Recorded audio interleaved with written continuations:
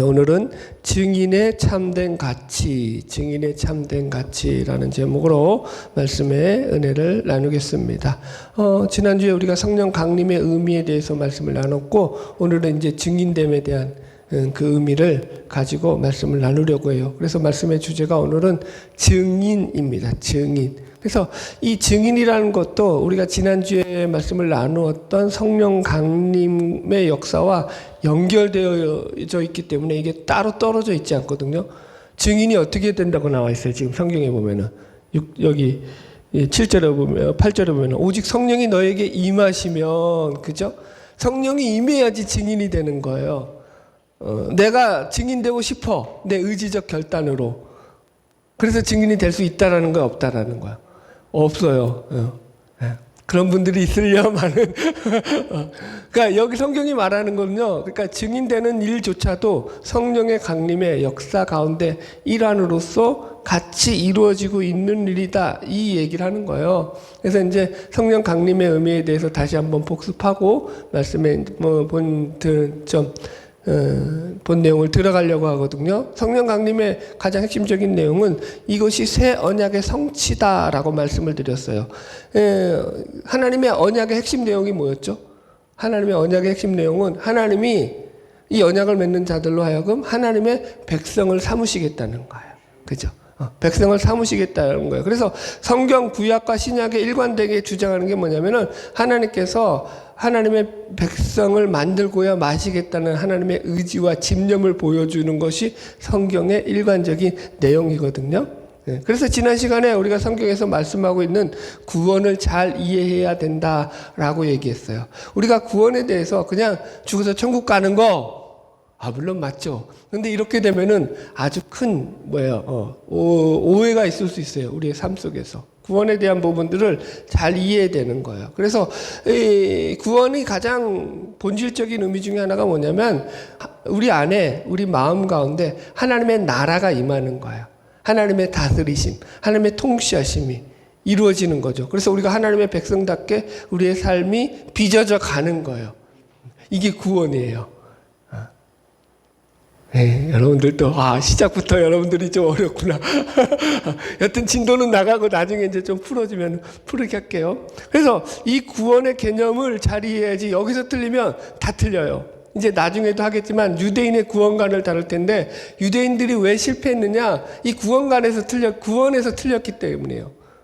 구원을 이들은 따놓은 당상이라고 생각했거든요. 자기들은 선민이라고 해서 선민의식, 잘못된 선민의식. 여러분들이 만약에 이 자리에 나와서 나는 교회 나와서 예배 드리고 말씀 들으니까 구원 받았어 라고 생각한다면 이거 큰 오류가 있는 거예요. 그렇게 되면 여러분들 유대인들이 잘못된 구원관으로 해서 실패했던 것처럼 우리의 신앙도 실패할 수 있는 거예요. 그러니까 잘 배우고 잘 들어야 된다. 그래서 성령 강림이라는 거에 대해서 제가 이게 새 언약의 성취인데, 이 새 언약의 성취라는 것이 옛 언약과 새 언약과 비교해 보면은요, 둘 다 언약의 본질은 뭐라고요?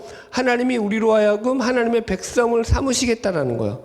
그죠? 그런데 옛 언약은 그 백성을 삼으시는 방식에 있어서 하나님께서 외적 조건을 바꾸셔가지고 외적 조건을 좋게 만드셔서 하나님의 자녀로 삼는 거죠. 그래서 애굽에서 그들을 인도하여 내시고 홍해를 건너게 하시고, 그죠? 만나를 내려주시고 또 가나안 땅에 들어가게 하시고 그 땅에서, 그죠? 복을 누리며 살게 하시는 이런 많은 조건들, 율법을 주시고, 이런 것들이 다 외적 조건이죠. 그들의 남편이 되어서 그들이 하나님의 백성답게 살아갈 수 있도록 그 길을 열어주시겠다라는 거야. 근데 이게 성공했어요? 실패했어요? 실패했죠. 그 증거가 이제 바벨론 포로였죠. 실패했단 말이에요. 그래서 하나님께서 예레미야를 통해서 하시는 말씀이, 아니다, 이제는 내가 너희들하고 새 언약을 맺을 거야. 그래서 새 언약은 이것을 내가 너희들에게 외적 조건을 바꾸는 것이 아니라 니들에 있는 속을 바꿀 거야. 내적 조건을 바꾸는 거죠. 내적 변화. 내적인 것을 다 뒤집어 엎는 거예요. 자, 읽어볼까요? 예레미야 31장 33절 시작. 내가 나의 법을 그들의 속에 두고 그들의 마음에 기록하여 나는 그들의 하나님이 되고 그들은 내 백성이 될 것이다. 그렇게 하나님께서 이 새 언약을 통해 가지고 이제는 하나님의 백성을 삼는 일을 외적 조건에 맡기는 것이 아니라 우리 속에 들어와서, 쉽게 말하면 하나님의 법을 우리 안에 두는 거예요. 그 마음에 기록하는 거예요. 우리 마음이 하나님께서 들어오셔서 우리 마음을 헤집어 놓는 거예요. 그래서 마음이 하나님 앞에 동하게 만드는 거예요. 예. 그러니까 이게 완전히 다른 거라니까요. 그러니까 기독교는요, 일단은 내가 뭘 해서 내가 하나님께 영광 돌린다, 이딴 생각을 일단 버려야 돼요. 너무 또 그러니까 아무것도 안 하지. 일단 이래서 문제긴 한데, 안 해도 좋다니까. 뭐 하지 말라니까. 해서 여러분들이 사고를 치지 영광을 돌려요? 예? 여러분들이 뭘 하는지 그게 하나님 앞에 영광이 돼요? 사고가 돼요? 예. 제발 하지 마세요. 내가 너무 또 시작부터 그러나. 하나님이 우리 안에서 우리 마음을 뒤집어서 그러니까 하나님이 우리를 변화시켜서 일을 하게 하시는 거예요. 수동적인 거예요. 그렇기 때문에 사고가 안 나는 거죠. 제가 이렇게 얘기하잖아요. 제가 이 목회가 힘들고 어려운데도 이 주의 길을 가는 데 있어서 이게 어떠한 상황이고 어떠한 형편이라도 여기에는 실패가 없고 여기에 좌절이 없고 여기에는 손해가 없다, 이런 얘기를 하거든요. 왜 그럴까요? 이게 내가 하고 말고 할 부분이 아니라 그분의 영광된 그 은혜 가운데서 그분이 나를 통해서 행하시는 일을 내가 대언하고 있기 때문인 거죠. 손해가 아닌 거죠. 그렇다고요. 자, 그래서 넘어갈게요. 그래서 새 언약이 성취되는 이 사건이 바로 성령 강림의 사건이었다, 신약에 와서. 이 성령 강림이 왜 새 언약의 성취냐면은 하나님이, 신이 우리 마음 가운데 들어오는 사건이기 때문인 거예요. 그래서 이 성령 강림의 핵심은 뭐냐면 하나님이 우리 가운데 들어오셔서 우리 마음을 새롭게 하시는 거죠. 그래서 이걸 가리켜서 중생했다고도 말하고 새 사람이 됐다고도 얘기를 하는 거예요. 그래서 오늘 본문식으로 하면은 그것이 증인이 되어지는 거죠. 증인이 되는 거예요. 성령이 들어왔을 때 우리가 예수의 증인됨으로써의 가치 있는 삶을 살게 되는 거예요. 내가 변해야지, 내가 노력해야지, 이런 결단해야지가, 이게 이런 일이 생기기 이전에 하나님이 내 마음을 바꿔놓는 거예요, 여러분들. 그런데 한국교회는 이게 오해가 있어서 성령이 임하니까 자꾸 이걸 가지고 어떻게 가냐면은 무슨 방언을 하고 무슨 초월적인 기적이 나타나야 되고 무슨 귀신을 쫓아내야 되고 무슨 능력이 나타나야 되고가 성령의 이 충만으로 해석을 했단 말이에요. 이게 오해가 있는 거죠, 여러분들. 우리는 그래서 지난주에도 다뤘지만 이 권능이라든가 능력이라는 게 어떤 초월이나 기적이 아니라 본질적인 의미가 뭐였어요? 예수 그분 자신을 우리가 알게 되는 거예요. 깊이 알게 되는 거죠. 우리의 신앙 안에서 예수로 말미암은 우리 안에 있는 그 구원의 길이 열리게 되는 거죠. 그분이 내 길과 진리요 생명이라는 것을 내가 절실히 내 마음속에서 이제 느껴지고 깨달아지는 거예요. 그래서 사실은 사도행전 전체를 보는 눈이 바로 이런 시각을 가지고 봐야 되는 거예요. 이 분별력이 없잖아요. 그러면 자꾸 어떤 문제가 생기냐면은 어떤 사도행전이 제일 많이 나온 게 사도들의 행적이라고 했잖아요. 어떤 능력이란 말이에요. 어떤 초월적인 기사와 표적이란 말이에요. 그죠? 안진뱅이가 일어나고, 그죠? 죽은 자가 살아나고, 막 이런 것들을 볼 때마다, 와, 우리가 초대교회로 돌아가야 된다. 우리가 능력을 받아야 된다. 이렇게 간다고 했잖아요. 이거 된다고 했어요? 안 된다고 했어요? 안 된다고요, 여러분. 초대교회로 왜 돌아가? 지금 우리에게 주어진 하나님이 우리에게 맡겨진 사명을 가지고 우리가 살아가는 거라니까요. 그 시대는 하나님이 그 시대의 사람들에게 하나님 주신 성령을 가지고 일하셨고, 오늘 우리에게 하나님이 주신 하나님의 능력을 가지고 일하는 거라니까요. 그 시대 하나님이 셌고 오늘날 하나님은 약하신가요? 여러분들이 믿는 하나님은 초대교회 성도들이 믿었던 하나님보다 힘이 없으신가요? 아니죠. 그러니까 오해하시면 안 된다, 이렇게 설명을 하고 이제 본문의 내용을 들어가 볼게요. 오늘 본문도 사실은 이런 차원에서 잘못 이해되는 것 중에 하나인데요. 예를 들어서 성령이 임하시면 너희가 권능을 받아서 땅끝까지 이르러 이 증인되리라 라는 말씀을 가지고 제일 많이 활용하는 말씀이 뭐냐면 전도예요. 전도. 전도로 제일 많이 활용돼요. 그래서 이 말씀을 가지고 우리가 예수의 증인이 되어서 땅끝까지 이르러 예수 복음을 전하는 예수의 증인이 됩시다. 땅끝까지 예수님의 복음을 전합시다. 이 설교들 많이 들으셨죠? 네. 많이 듣고 많이 또 우리가 그렇게 배워왔습니다. 물론 이게 틀린 것은 아닌데 이 문제는 그렇게 단순한 그런 게 풀이할 수 있는 게 아니라는 거예요. 만약에 그런 해석이 가능하려면 예수님께서 오늘 본문에서 그냥 명확하게 오직 성령이 너희에게 임하시며 너희가 권능을 받고 예루살렘과 온 유대와 사마리아 땅끝까지 이르러 내 뭐가 돼야 돼요? 증인 말고 전도로 가려면 내 전도자가 되어야 된다 라고 하셔야 돼요. 그런데 전도자라는 말을 안 쓰셨어요.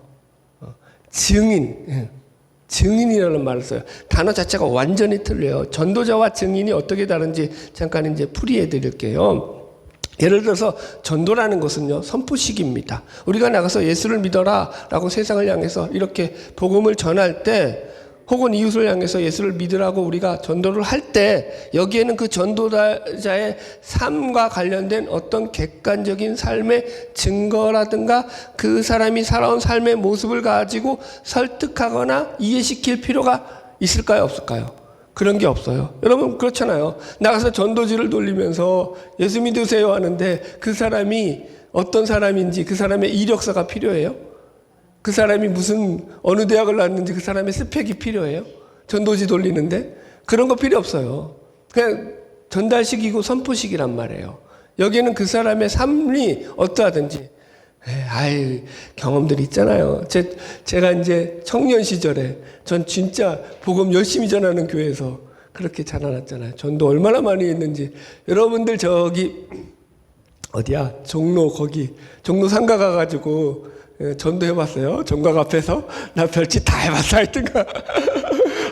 거기서 청년회에서 불려가가지고, 그때 하필이면 청년회 회장을 한 거야. 그러니까 회장단들 다 데리고 가가지고, 이놈의 청년회장이 종로 가서 전도하자고 해가지고, 기타 치고 찬양하면서 전도지 나눠드리는데, 옆에 있던 이제 상가 주민이죠. 이제 상가시는 이제 아주머니들이 보면서 어머 쟤들 미쳤나봐 이러는 거야.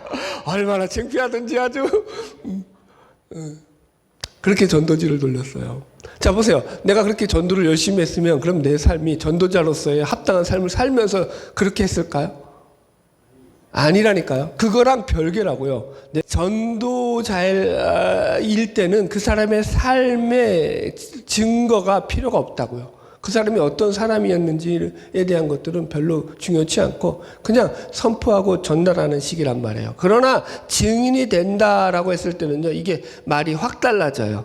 증인이 된다고 했을 때는 반드시 그 안에 자기가 증거하는 것을 뒷받침할 만한 신빙성 있는 증거들이 있어야 돼요. 그렇지 않는 한 증인으로서의 효력을 잃습니다. 예를 들어서 어떤 사람이 어떤 사건을 목격자여 증인으로 법정에 섰는데 그 증인이 증인으로서 뭐라 그럴까요? 효력이 떨어지는 사람이 될 수 있는 거예요. 그래서 이걸 갖다가 법정 용어로 증명력이라고 해요. 여러분들은 고급 지식을 배우고 있습니다. 증명력, 증인의 자격. 증인도 자격이 있다니까요. 여러분들. 예를 들어서 어떤 사람이 법정 증인으로 섰는데 과거에도 여러 번 법정에서 거짓, 위증한 그런 경력이 있어요. 그런데다가 정신병까지 앓고 있다. 그럼 증명력이 떨어져요? 안 떨어져요? 증명력이 떨어진다니까. 이런 사람들은 증인으로 채택을 할 수가 없는 거예요. 그래서 증인이 안 되는 거예요, 여러분들. 이런 얘기하는 거예요. 증인이 된다는 것은 그의 증언이 믿을 만한 신빙성이 있어야 하는 거예요. 그러니까 삶도 바탕이 되는 거죠. 어떤 사람이 사건이 일어난 현장 가운데서 있었는데 그때 그 사건을 목격했다는 경비원이 나왔어요. 목격자가 나왔어요. 그런데 이 경비원이 증인으로 섰는데 첫 번째는 이 사람이 이 사건이 언제 일어났느냐 했는데 자기가 볼 때 8시쯤 일어났다고 했다가 나중에 또 섰는데 그때는 이제 5시에 일어났다고 또 바꾸는 거예요. 왔다 갔다 하는 거죠. 헷갈린 거지. 그럼 그 증언이 신빙성이 있어요? 없어요? 증명력이 있어요? 없어요? 없다라니까요. 지금 이 얘기하는 거예요. 제가 좀 복잡하게 이렇게 얘기를 드렸는데 왜 이 얘기를 하냐면은 증인이 되는 일은 우리가 생각하는 것보다 좀 더 훨씬 까다롭고 복잡한 절차와 과정이 있다라는 얘기를 하는 거예요. 자, 이제부터 성경이 말씀하고 있는 증인에 대한 의미를 본격적으로 설명드리겠습니다. 먼저 증인이라는 말이 띄워두실까요? 헬라어 마르티스라는 말이에요. 증거하다 마르티레오라는 말하고 같이 쓰이는데요. 이 말이 영어로 어떻게 번역되냐면 마터라고 번역돼요. 이게 순교하다, 순교자라는 말로 사용됩니다. 증인이라는 말이 영어로 순교자로 번역이 되었다고요. 순교자로. 왜 그랬을까요, 여러분들? 기독교 역사를 볼 때 예수의 증인으로 산다라는 것은 곧 순교를 의미하는 경우가 아주 허다했기 때문인 거야. 내가 예수의 증인이 된다라는 건 꼭 순교를 각오하고 믿는다라는 것과 같은 의미예요. 그러니까 우리가 예수의 증인이 된다라는 것은 단순한 그런 어떤 목격자요, 그런 증인이 아니라 자신의 목숨까지도 바쳐 예수님을 증언하는 것을 의미합니다. 그러니까 내가 죽을 각오가 되지 않는다. 그러면은 증언할 수 있어요, 없어요?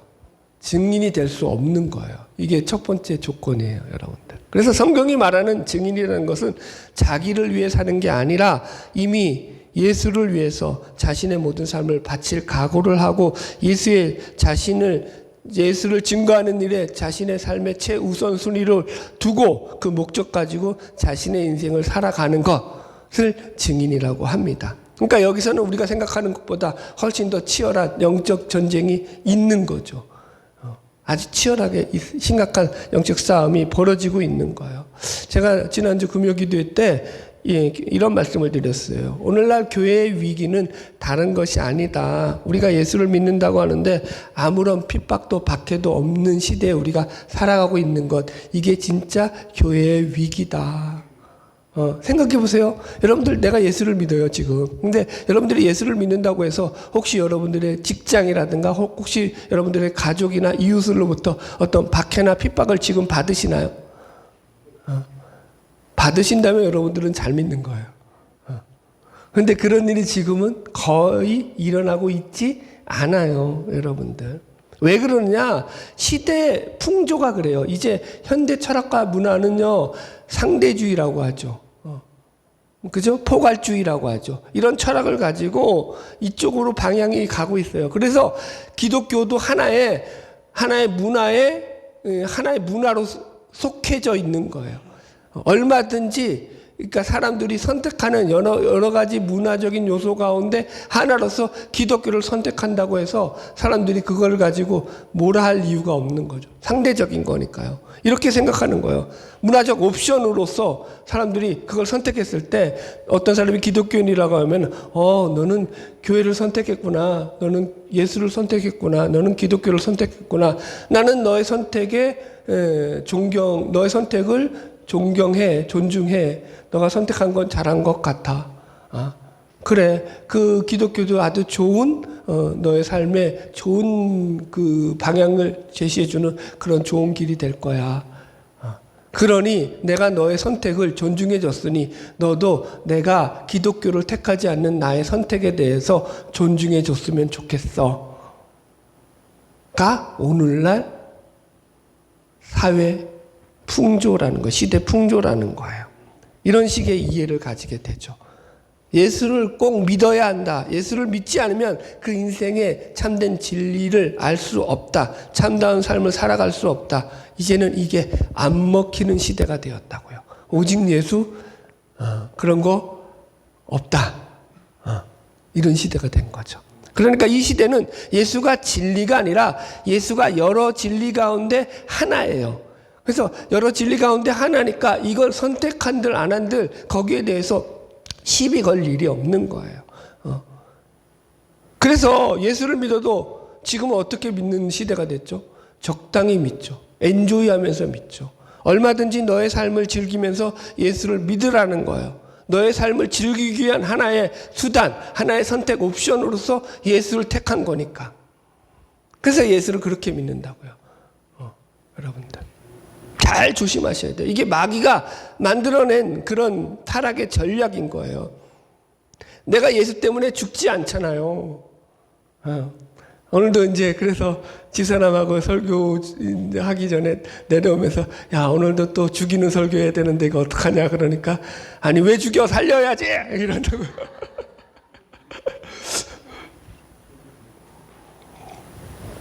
네. 여러분 근데 살려면 먼저 죽어야 되거든요. 예수로 죽지 않고 예수로 사는 건 불가능해요. 근데 예수로 먼저 죽는 일이 어려워. 그러니까 예수 때문에 먼저 내가 죽어줘야 되는데 이게 안 되니까 그래놓고 무조건 살려고 하니까 이게 사라지는 게 아니라니까요. 여러분 그래서 참 어려운 거예요 여러분들. 자 이렇게 제가 설명을 했으니까 잠깐 이 부분을 더 설명드릴게요. 우리가 치열한 영적 싸움이 우리의 삶에서 벌어지고 있는데 그걸 인식하지 못하잖아요. 그러면 그게 이제 이렇게 믿어도 천국 가나 보다, 이렇게 믿어도 하나님의 백성인가 보다 라고 착각할 수 있다라는 거예요. 예수의 증인으로서 순교를 각오하는 삶의 자세와 태도가 내 안에 들어와 있지 않잖아요. 물론 그것 자체도 내가 예수를 믿어서 죽어야겠다 결심해서 되는 건 아니에요. 계속 얘기해요. 성령의 강림이 내 안에 들어오셔서 성령의 신이 나의 마음을 붙잡고 나의 마음을 새롭게 할 때 내가 그 마음 가운데 이런 마음이 생겨나는 거거든요. 이건 그냥 나가서 예수 믿으세요 하고 전도하는 것과 차원이 다른 얘기예요. 나의 살아가는 삶의 현장 속에서 내 삶의 삶 속에서 내 인생의 현장 속에서 내 인격과 내 언어와 내 생활과 내 삶의 모든 습관과 모든 나의 생활의 모든 영역 속에서 예수의 향기가 드러나야 되는 문제라고요. 이게 그냥 난 예수 믿었어 나는 기독교야 그래서 성탄절에 와서 예배드려로 퉁칠 문제가 아니라는 거예요. 왜 여러분 기독교를 순교의 역사라고 하죠? 기독교는요 이 순교의 피 위에 세워진 그런 종교이기 때문인 거예요. 제가 사진 2장을 준비했는데 우리 먼저 양화진 사진 잠깐 보여드릴까요? 예, 이게 이제 양화진 사진이에요. 양화진이라는 것은 지금 우리나라에 들어와서 복음을 전하다가 순교하신 415명의 외국인 선교사가 묻혀 있는 그런 안장되어 있는 그런 경험 묘지죠. 예. 그 뒤에 사진 하나 더 보여드릴까요? 예. 이제 선교사님들의 자녀들의 묘비 비석들이죠, 여러분들. 1800년대 후반때부터 1900년 초입에 이르기까지 또 일제 강점기 시기였죠. 이때가 또 우리나라 역사로 보면은 가장 격변기 이 시절할 때 가장 우리나라가 가난하고 힘들고 고통당하고 그죠? 아픈 가운데서 흑암의 그런 시간을 보내고 있는 그 역사적 현장 속에서 이때 선교사들이 들어와서 자신들의 목숨을 다 여기에다가 우리나라에 그죠? 바친 거죠. 그런 얘기들 되게 많잖아요. 이제 의료 선교사로 들어왔는데 자기를 의료 선교하러 저기 먼 길, 그죠? 하루길 되는 먼 곳에 가가지고 도와주고 있는데 자기 자식들은 그죠? 우리 풍토병이죠. 풍토병에 걸려서 시름시름 앓다가 갔다 오니까 이제 죽어 있는 거죠. 그런 식의 복음을 전하는 거죠. 그렇게 순교의 피가 흘려져서 이 땅에 여러분 선교의 꽃이 핀 거거든요. 우리 6.25 때도 마찬가지잖아요, 여러분들. 6.25 우리가 참 그 민족 상장의 그 전쟁통에서 고통을 겪으면서 공산주의가 일으켰던 그 참혹한 숙청 가운데서 기독교인들이 얼마나 많이 순교의 피를 흘렸어요. 그죠, 여러분들? 하나 더 보여드릴까요, 사진? 이게 이제 카타콤 사진이죠. 하나 더 넘겨주세요. 이 로마에 핍박을 당하면서 기독교인들이 이때 이 로마 근처의 공동묘지 그 지역이 전부 다 땅 자체가 이게 아주 부드러운 땅이었어요. 그러니까 근데 까먹었는데 무슨 암인데 하여튼간 이게 땅이 잘 파지는 그런 석회질 그런 기질의 땅이었어요. 그래서 그 밑에다가 땅을 파고 들어가가지고 공동묘지 밑에 땅을 파고 들어와서 기독교, 그러니까 핍박이 심하니까 다 예수 믿으면 잡아 죽였으니까 그 밑에서 신앙생활을 유지했던 거죠. 이게 무려 몇 년? 예. 적어도 200년에서 300년. 313년 기독교가 국교로 공인되기 전까지. 그죠? 이때 판 땅굴만 하더라도요, 여러분들 60 60여 개가 넘고요. 전체적으로 200여 개가 넘었으며 그 길이만 하더라도 900km예요. 그죠? 서울에서 부산을 왕복하는 그 거리예요. 이 땅굴술이. 예. 거기서 발견된 시체만 하더라도 300만 구.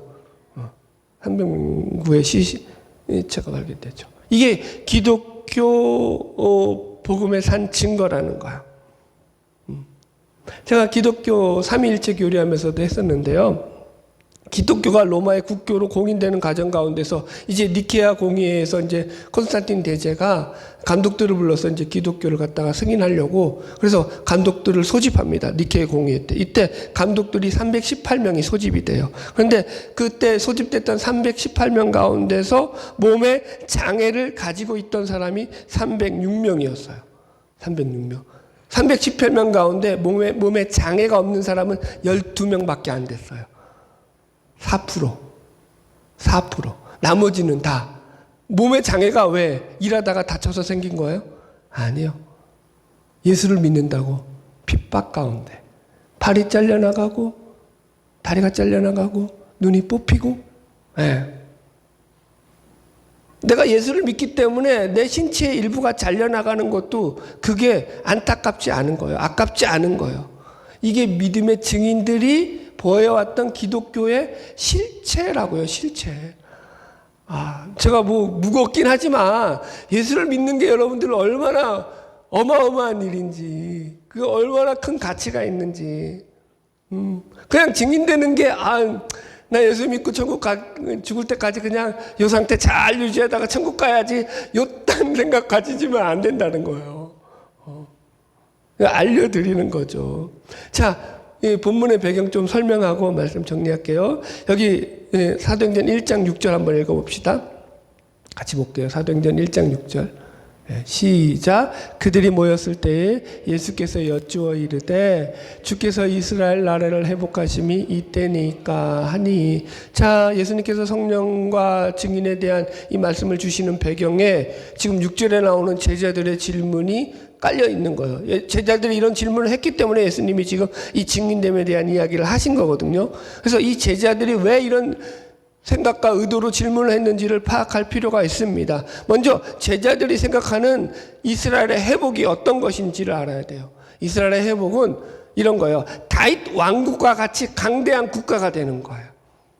이 제자들이 생각했던 이스라엘의 회복은 이스라엘 역사상 가장 강력한 그죠?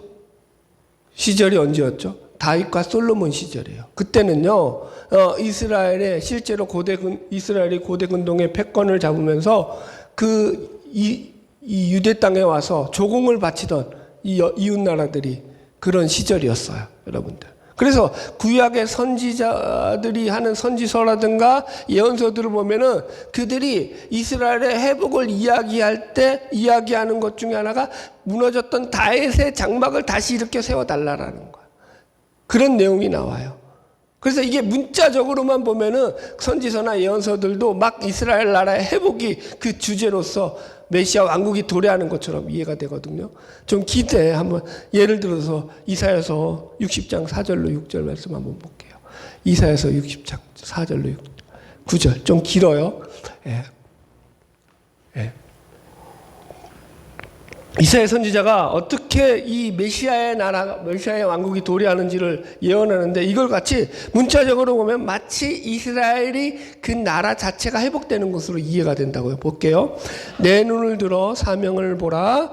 무리가 다 모여 내게로 오느니라. 내 아들들은 원방에서 오겠고 내 딸들은 안기워 올 것이라. 그때 내가 보고 희색을 바라며 내 마음이 놀라고 또 화창하리니 이는 바다의 풍부가 내게로 돌아오며 열방의 재물이 내게로 옴이라. 허다한 약대 미디안과 에바의 젊은 약대가 내 가운데 편만할 것이며 스바의 사람들은 다 금과 유황을 가지고 여호와의 찬송을 전파할 것이며 게달의 양무리는 다 내게로 모여지고 느바요스의 수양은 내게 공급되고 내 단에 올라 기꺼이 받음이 되리니 내가 내 영광의 집을 영화롭게 하리라. 저 구름같이 비둘기가 그 보금자리로 날아오는 것 같이 날아오는 자들이 누구뇨? 곧 섬들이 나를 앙망하고 다시스의 배들이 먼저 이르되 원방에서 내 자손과 그 은금을 아울러 싣고 와서 내 하나님 여호와의 이름에 드리려 하며 이스라엘의 거룩한 자에게 드리려 하는 자들이라. 이는 내가 너를 영화롭게 하였음이라. 그죠? 그러니까 원방에서 막 오는데 그게 하나님께 드리는 것을 갖다가 그 뒤에 어떻게 뿌리냐면 이스라엘의 거룩한 자에게 드리려 한다. 그러니까 다윗과 같이 이스라엘의 메시아 영웅이 나타나서 그들이 자기 나라를 정치적으로 군사적으로 강력하게 만듦으로 인해서 자기 나라가 다시 회복될 거야 라는 것이 이들이 가진 메시아 사상이었다라는 거예요. 제가 문자적으로 보되 조심하라는 게 이거예요. 이거 문자적으로 보면 오해하기 딱 좋잖아요. 지금도 그래서 유대인들은 그런 구원관을 가지고 있다라니까요. 이게 메시아 왕국의 도래가 이들에게는 자기 나라가 정치적 군사적으로 강력한 국가가 되는 거예요. 우리는 이 말이 그러나 진정한 메시아신 예수 그리스도로 말미암아 하나님 나라가 이 땅에 도래하게 됐다라는 것을 알아요. 그래서 여러분 우리가 늘 조심해야 되는 게 이런 부분이거든요. 성경을 잘 우리가 이해할 필요가 있는 거예요. 자, 그러면 물어야죠. 왜 유대인들은 이런 생각을 하게 됐느냐? 물론 이걸 문자적으로 해석했기 잘못된 해석에 대한 원인도 있지만 더 큰 원인은 그들이 가진 잘못된 구원관이에요. 그들이 구원관이 틀려 먹었기 때문인 거예요. 그들은 어떻게 생각했다고요? 구원관을 어떻게 가셨다고요? 선민의식. 지금도 유대인들은요, 자기들이 하나님의 택한 백성이라고 생각해요. 선민의식. 택했다라는 건 뭐예요? 하나님이 택한 순간부터 자신들은 다 구원받았다라는 거예요. 그러니까 이들은요, 유대인으로 태어나는 즉시 자신들은 다 구원받은 거야. 유대인인 이상 구원은 따놓은 당상이에요. 여기에 문제가 없어요. 여러분. 이게 유대인들이 가진 기본적인 구원관이에요. 자기들이 아브라함의 후손이라는 거예요. 그래서 아브라함의 후손인 자기들을 향해서 하나님께서 자기들을 택하셨기 때문에 자기들은 모든 민족 위에서 유일하게 구원받은 그런 백성이다라는 것이 이들의 잘못된 선민의식입니다. 그래서 이들의 관심은요, 내가 유대인으로 태어났으니까 구원을 받느냐 못 받느냐가 아니라 이 구원받은 자신들의 주장이 언제 성취될 것이냐, 그러니까 자신들이 옳음이 언제 입증될 것이냐가 관건이에요. 그게 뭐예요? 메시아 왕국이죠. 메시아 왕국이 도래하면은 자기들이 정치적 군사적으로 강력한 제국이 되는 거잖아요. 국가가 되는 거잖아요. 그게 자기들의 주장이 옳음을 지금, 그래서 하나님이 온 세상을 심판하는 날이 언제인지를 그들에게는 빨리 드러나는 게 그들의 유일한 관심사라는 거죠. 예를 들어 드릴게요. 학교에서 시험을 보는 걸 가지고 묻는 애들이 있죠. 꼭 선생님 시험 언제 봐요? 라고요. 요것들은 전부 다 공부 잘하는 것들이에요. 왜죠? 나 시험 준비 다 됐다라는 거야. 그러니까 시험을 봐도 나는 손해볼 게 없는 거죠.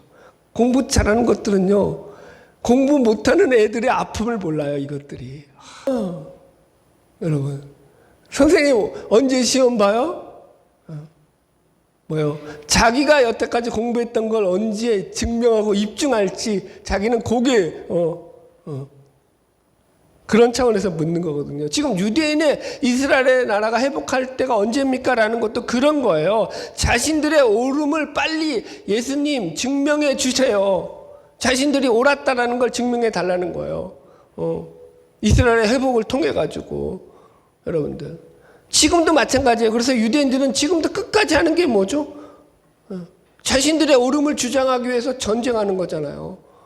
우리나라가 얼마나 하나님 앞에 택함 받은 백성인지, 니들 주위에 팔레스틴 그래 모든 작것들 다 덤벼봐라, 우리 이길 수 있다. 이따위로 나가는 거 아니에요. 이런 막말할 뻔했네요. 제정신이 아니죠. 그게 왜 그렇게 됐다고요? 잘못된 신정사상, 잘못된 신앙관이, 잘못된 구원관이 완전히 사람을 그렇게 미치게 만드는 거죠. 여러분. 그래서 지금도 이걸 신학적으로 시오니즘이라고 해요. 유대인들의 국기가 다윗의 별이잖아요.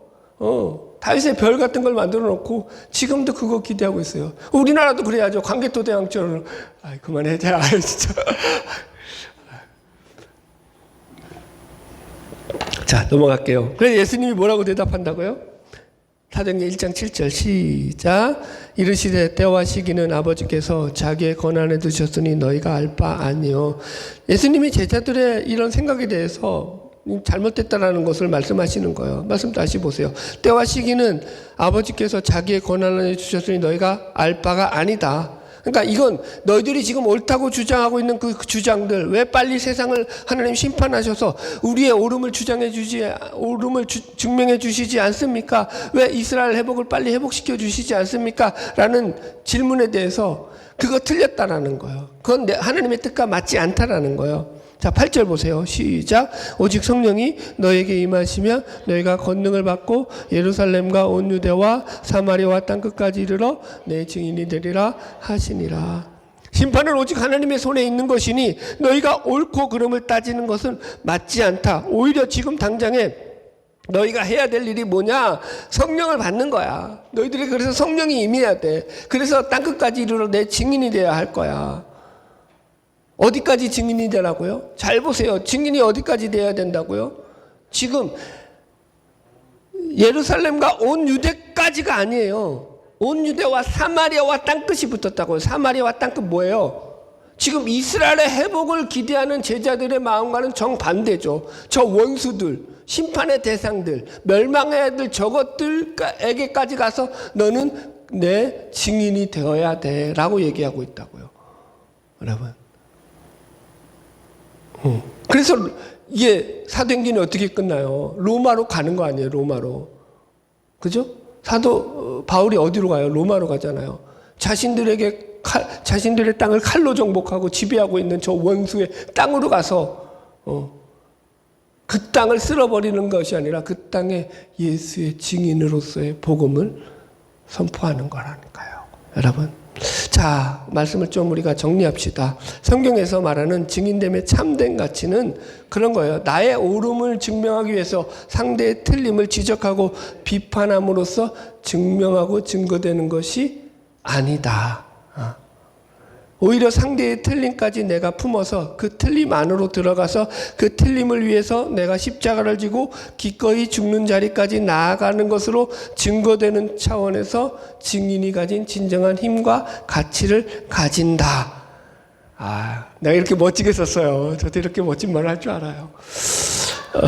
제가 앞에서 증인됨에 대해서 간략히 설명드렸잖아요. 증인이란 내가 나를 위해서 목숨을 거는 게 아니야. 누구를 위해서? 예수라는 존재를 위해서 내가 내 목숨을 기꺼이 내놓을 수 있는 거야. 예수를 위해서 내가 죽을 수 있는 거거든요. 내 모든 것을 내려놓을 수 있는 거예요.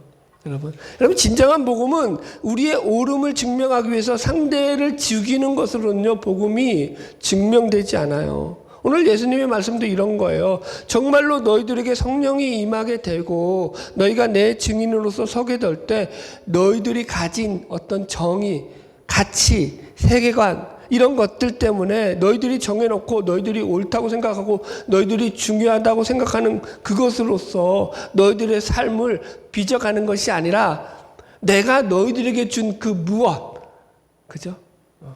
그 가치, 그 사랑, 그 은혜, 그것들로서 내가 너희들을 빚어감으로 인해서 세워지는 그런 나라, 그것이 너희들에게 진정한 증인으로서의 가치를 만들어낼 것이다. 여러분 마지막엔 또 좋게 끝내야 되니까 위로할게요. 저도 눈치가 있는데 여러분 힘들죠. 여러분 우리가 힘들잖아요. 어렵고 힘들고 오늘도 살아내는 게 왜 이렇게 힘들어요. 힘든데 여러분 그 하나님이 우리를 여기까지 부르셨다라는 그 부르심에 대해서 우리가 좀 기억하자는 거죠. 하나님이 나를 여기까지 부르셨을 때는요, 나에 대한 어마어마한 관심과 사랑과, 그죠? 나에 대한 애정과 호의와 긍휼과, 그죠? 우리에게 무엇이라도 주고 싶으신 하나님의 그 마음이 있다라는 거죠. 안 그러면 여기 왜 부르시겠어요, 여러분들? 그냥 네 멋대로 먹고 살아라. 그렇게 내버려뒀겠죠. 안 그러겠어요? 하나님이 여기를 부르셨다는 거. 저도 마찬가지라니까요. 제가 아까도 얘기했잖아요. 제가 이 길을 가는 데 있어서 손해가 없는 것은 그분이 나를 붙잡고 있기 때문인 거죠. 그분이 내 삶에 나보다 더 그죠? 뛰어나신 그분이 나의 삶을 드라이브, 운행하고 있음을 믿기 때문인 거죠. 오늘도 여러분 우리의 삶이 그렇게 만들어져 가는 거야. 하나님께서 우리의 삶을 빚어가는 거죠. 하나님이 우리의 삶을 아름답게 만들어가는 거예요. 제가 그래서 여러분들에게 마지막으로 드리고 싶은 권면은 이거예요. 예수의 증인으로서 살아가는 삶을 늘 점검하면서 살아가자라는 거예요. 내가 막 죽으려고 노력하지 마세요. 그래 힘들어요. 그러면 죽었잖아요. 그 뒤에 승질 올라와. 한 번 죽었잖아. 그죠? 내가 내 의지로 죽잖아. 그러면 그 뒤에 한 번은 죽어줘. 한 두세 번은 죽어줘. 그런데도 계속 상대가 이게 기가 살잖아요. 그러면은 승질이 올라와. 저게 내가 가만히 있으니까 가만히로 보이나. 그건 내가 진짜 죽는 게 아니야. 성령이 나를 죽이는 거거든요. 성령이 나를 내 안에서 증인으로 세워주는 거예요. 그러면 그냥 그게 품어져요. 그 사람의 못남이, 보세요. 나의 못남을 하나님이 품으셔서 여기까지 왔거든요. 나의 부족함을 하나님이 가려주셔서 여기까지 왔거든요. 나의 어리석음을 하나님이 용납하셨기 때문에 여기까지 왔거든요. 여러분들도 마찬가지잖아요. 여러분, 왜 우리가 겸손하게 되냐면, 이것도 멋진 얘기인데, 내가 여러분들 겸손해지려고 해서 겸손해지는 게 아니라, 내가 밑바닥까지 한번 푹 내려가서 한번 그 고난의 쓴맛을 쓱 보고 나잖아요. 그러면 저절로 겸손해져요. 그게 내가 겸손을 택하고 말고 할 부분이 아니라니까요. 그러면서 하나님이 나를 붙잡아서서 살리시는 것들을 오늘도 확인하는 거죠. 내가 그분 때문에 오늘도 힘을 얻고 살아갈 수 있음을 확인하는 거죠. 내가 뭘 잘해서가 아니라니까요. 여전히 실수하고 여전히 허물 많고 여전히 사고치고 사고 좀 적당히 치세요. 예수를 믿으면. 그럼에도 불구하고 그분이 나를 사랑하시는 그 사랑이 너무 큰 거죠. 위대한 거죠. 나의 여러분, 내가 힘들게 사는 거 그분이 아실까요? 모르실까요? 성탄절 설교 제목, 비천한 자에게 임한 성탄. 그죠? 본질이 그거였어요. 아신다는 거야. 나의 가장 밑바닥, 나의 가장 어려움, 나의 가장 슬픔, 나의 가장 고난, 나의 가장 역경 속에 있는 내 모습까지도 하나님이 아신다는 거예요. 그 시절 내가 어떻게 참고 여기까지 오신 것도 아신다는 거예요. 그리고 마리아에게, 그 비천한 마리아에게 예수를 잉태하는, 신을 잉태할 수 있는 기적을 베풀어 주셨던 것처럼. 여러분, 마리아만 마리아인가요? 여러분들은 마리아가 아닌가요? 신이 내 안에 들어오는 게 마리아 아니에요? 어떻게 보면 영적으로. 그죠? 그래서 나를 살리게 하시는 거잖아요. 바라기는 저 여러분 삶을 통해서 날마다 하나님의 크신 은혜와 그 사랑을 기억함으로 승리하는 저와 여러분 되기를 주의 이름으로 축복합니다. 예.